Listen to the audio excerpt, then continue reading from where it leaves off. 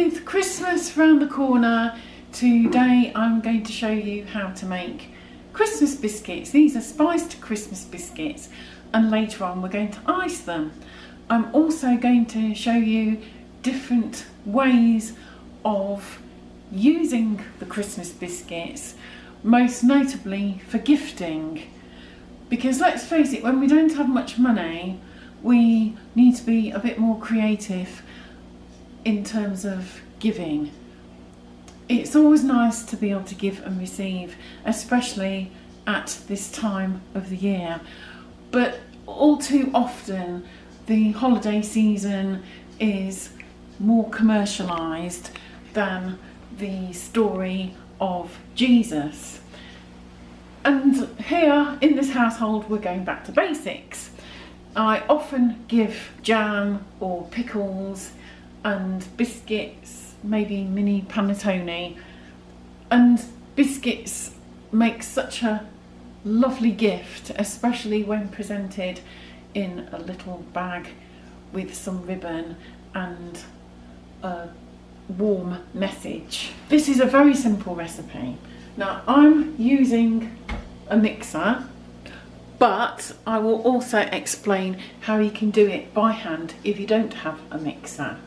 For less than a few pounds, you can give 2 or 3 people a Christmas gift of biscuits.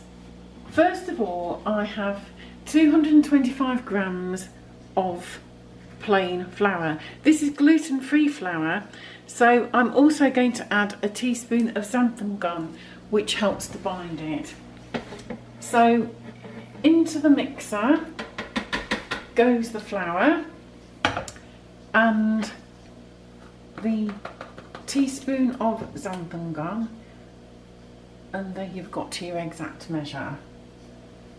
And also to that I'm adding 100 grams of softened butter. If you don't want to use butter, you can use something like stalk margarine or even a plant-based margarine.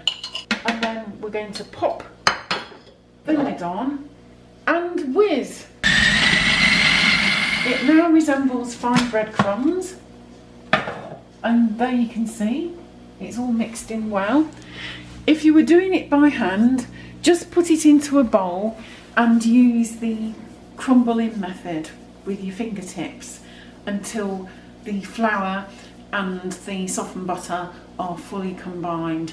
Some people don't like getting margarine or butter or dough under the fingertips, so you could also use the back of a fork, and that will work. It might take a little bit longer, but it does work, and I do it like that sometimes. I have 100 grams of golden caster sugar. Golden caster sugar is less refined than the white stuff. I'm going to add that, and also the grated zest of a lemon. Don't waste the lemon, don't throw it away. We're going to be using this to make the icing when the biscuits are cooked and have cooled on the rack. You can also add what's left of the lemon, once it's been juiced, to jugs of water, so you can have delicious lemon water during the day, or perhaps as tea with a bit of root ginger. I also like to drink hot water with lemon first thing in the morning, so a slice of whatever's left is great, and then just store the rest in the fridge until it's done. I won't make these too spicy. I'm going to add a teaspoon of ginger, this is ground ginger, and I'm going to add about half a teaspoon of mixed spice,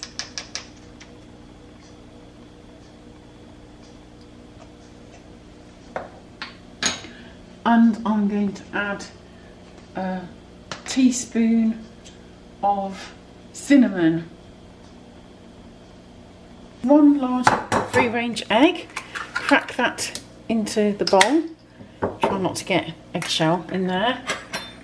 And whisk it up with 1 tablespoon of milk.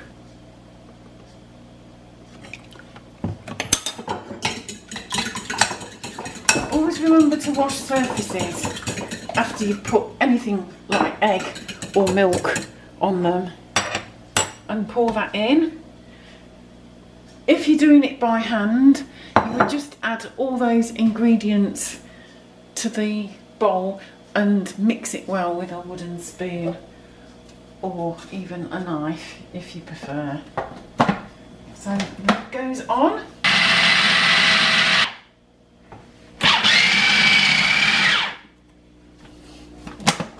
And there we are, we've got a beautiful dough. I'm going to take that out now, put it onto a flour board and give it a quick little knead, and then it goes in the refrigerator for about half an hour, wrapped in, say, a bit of plastic wrap or baking paper, just to chill. It needs to be nice and cold before we start to roll them out.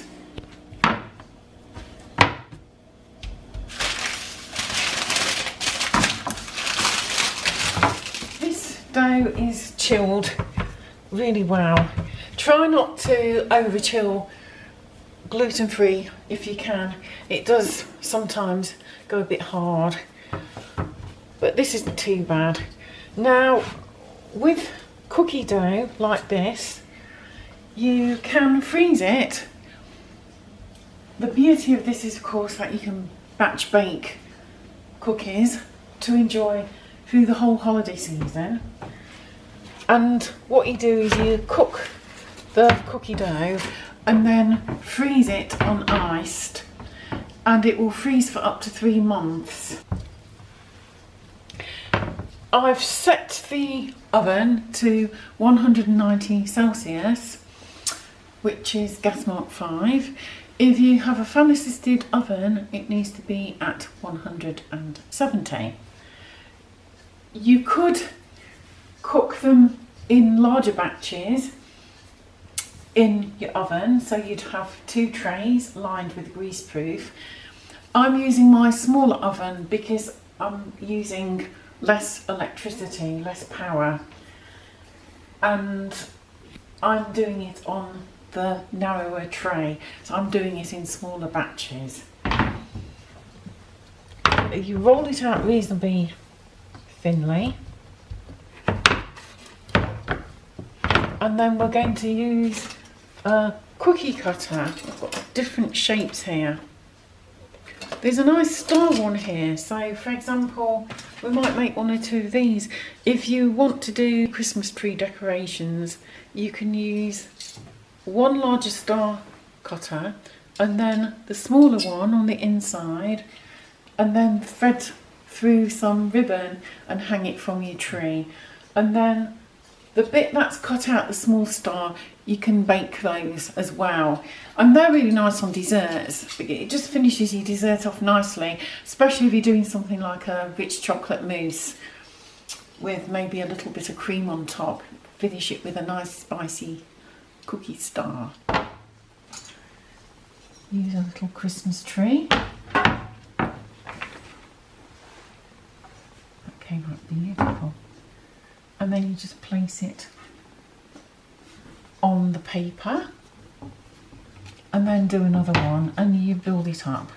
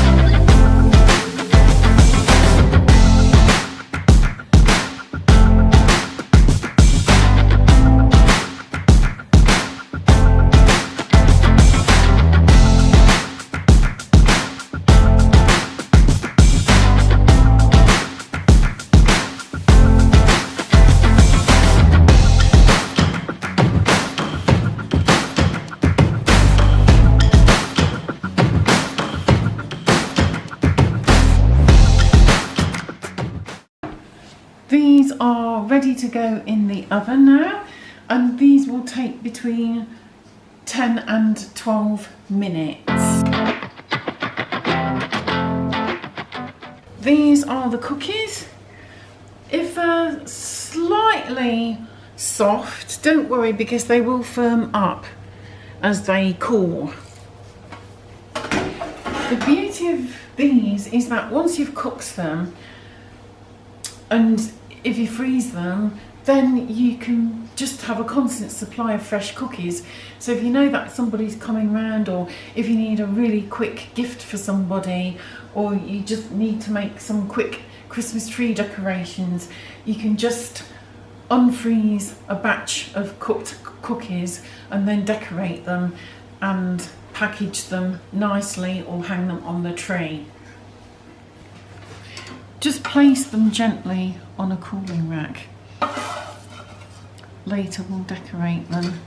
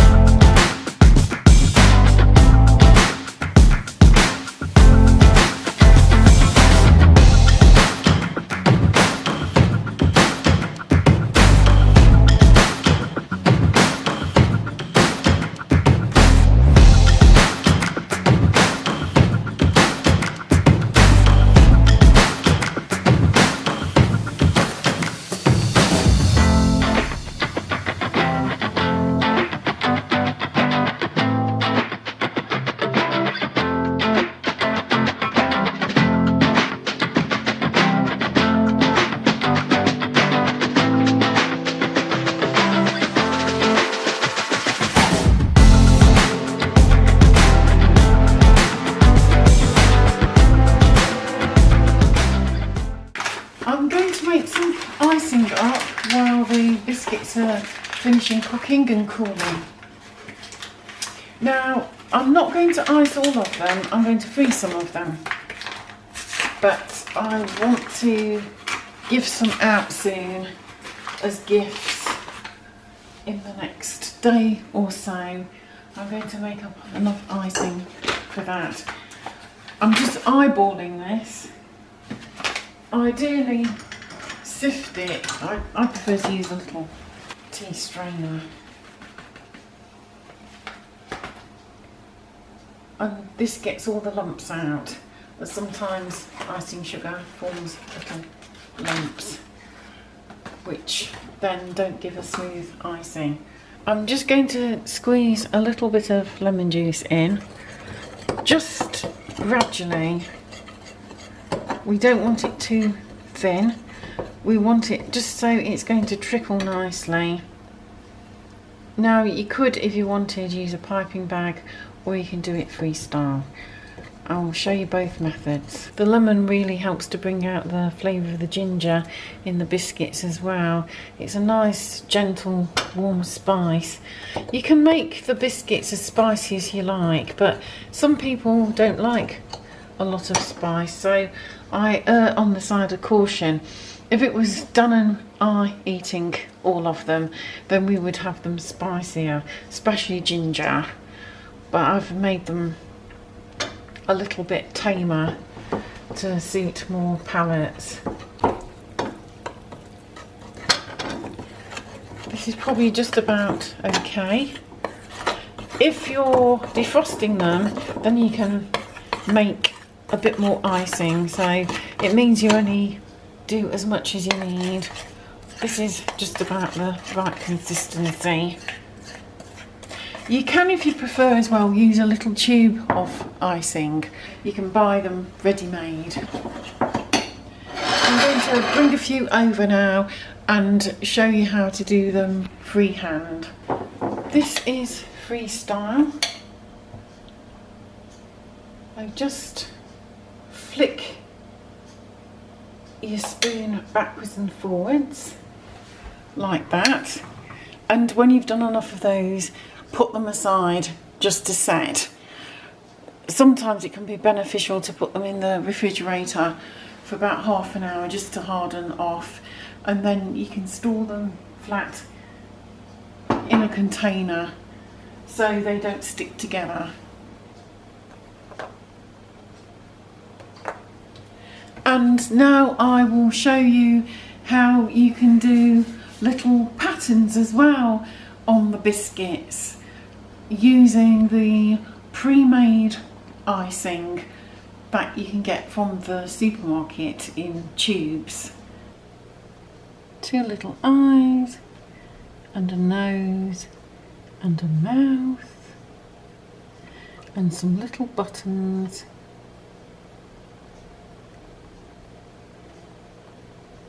He looks cute.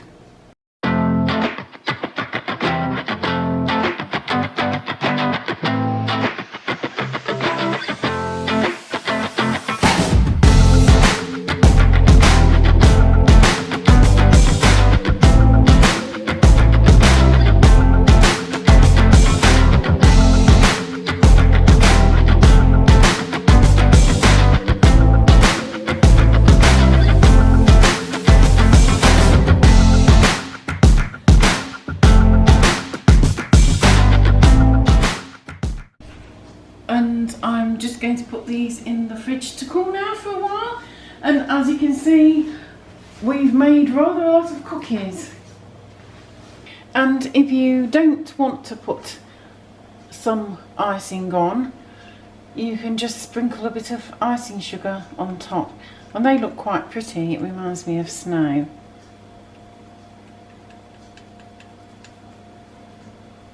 And then what we can do is we can store them in here.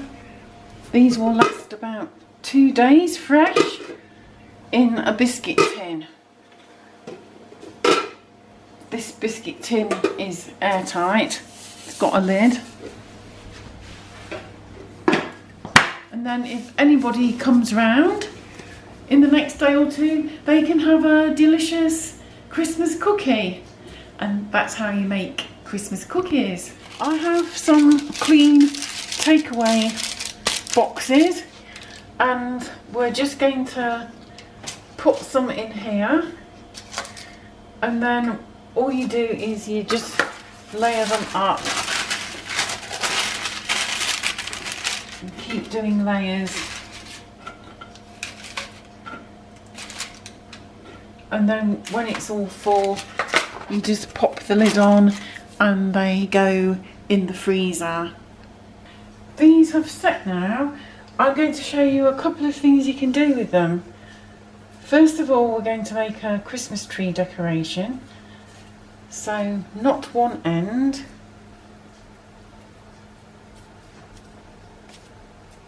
and then we thread this through,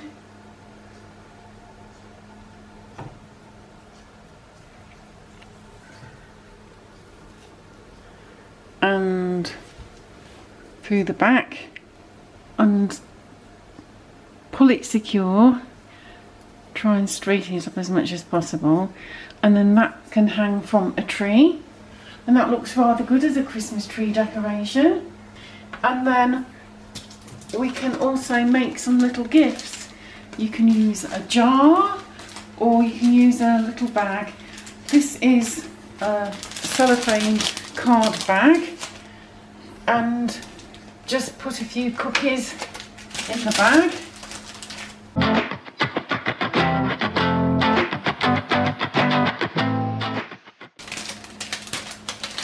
Probably get a few more in.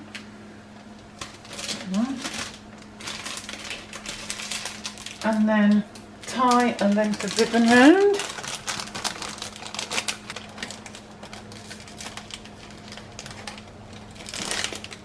And then if you like, you can attach a little gift tag to it as well.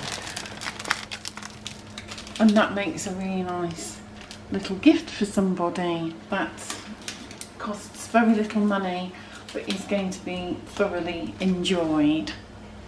And that's how to make and use Christmas cookies.